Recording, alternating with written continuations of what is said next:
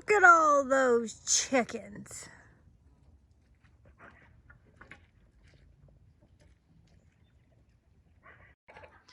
This is why you don't want chickens in your garden. They have absolutely destroyed my Swiss chard. And they're working on the kale now too. All right, it is winter time on the farm, which usually means that it's raining. We've had crazy storms the last few days, snow and rain. So the fields are pretty soggy. And so what we've been doing kind of in the slower season is working, I mentioned last time that we are working with a permaculture design specialist to convert this farm into a more regenerative agriculture and permaculture type style farm. So completely redoing the whole layout and zones and everything. So we are working on putting up, we're staking off the different areas that we're going to have fenced off for the domestic garden and the market garden, which is more like food production for farmers markets and CSAs and things like that. As well as pasture for the sheep and cattle that we're gonna have eventually, and the livestock area where the chicken coop is, and just getting all of our roads established, capped and graded, and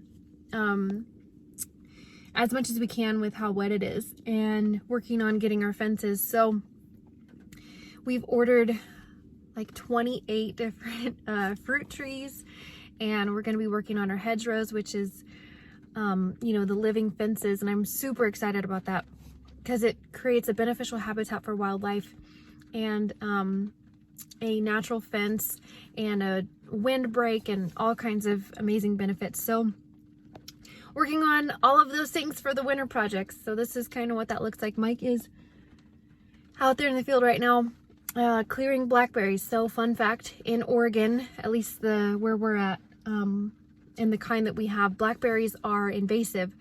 So it's kind of you know, growing up in Texas, we would go pick dewberries, and I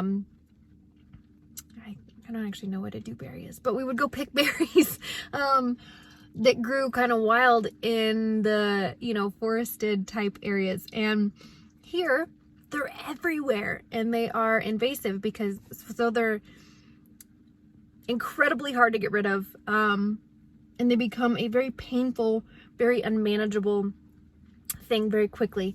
And yes, they do have awesome fruit during certain times of the years, but at least the ones along the fence line, we're not along the road, we're not going to keep because, you know, dust and who knows what it's getting on those berries. So those aren't really the ones you want to eat anyways, and trying to clear a lot of our fence lines. We may keep a little bit of area for blackberry production to like eat, but it's got to be manageable. You know, they just get so crazy. I mean, the ones on the back side of the property, we clear cut them back, I think 2 years ago. And now, I mean, it's insane. In just 2 years, they're probably 8 feet wide and over my head, like crazy. And the big delicious berries you can't even get to when they're like that. So doing a lot of like blackberry management. So cutting a lot of them down, and you know, with the way that those work, you don't just cut them down and they're gone, you know, because the way that the root is, they'll just continue to grow back until you get every little piece of root out. But what we've read as far as like the permaculture design, you know, staying away from glyphosate or Roundup, which is like the modern way to handle them, modern agriculture way to handle them. Instead of doing that, because we are a no spray, no GM, you know, no glyphosate farm, because it's horrible for you. If you don't know about that, Google it. I might talk about that.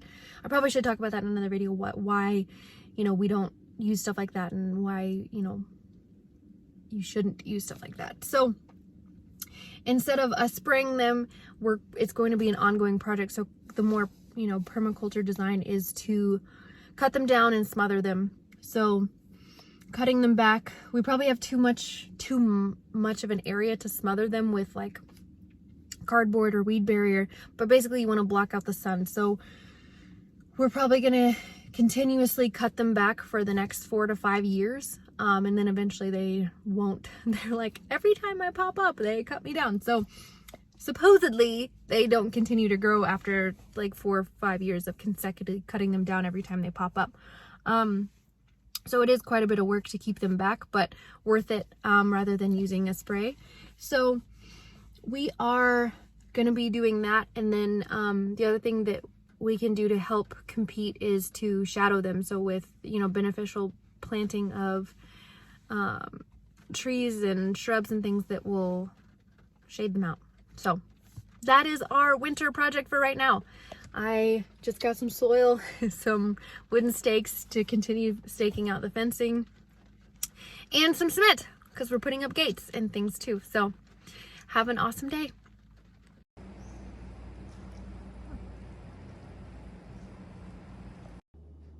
All right, well, it's winter on the farm. As you can see, we're getting a lot of work done. Whole lot of work done, huh, Jackson?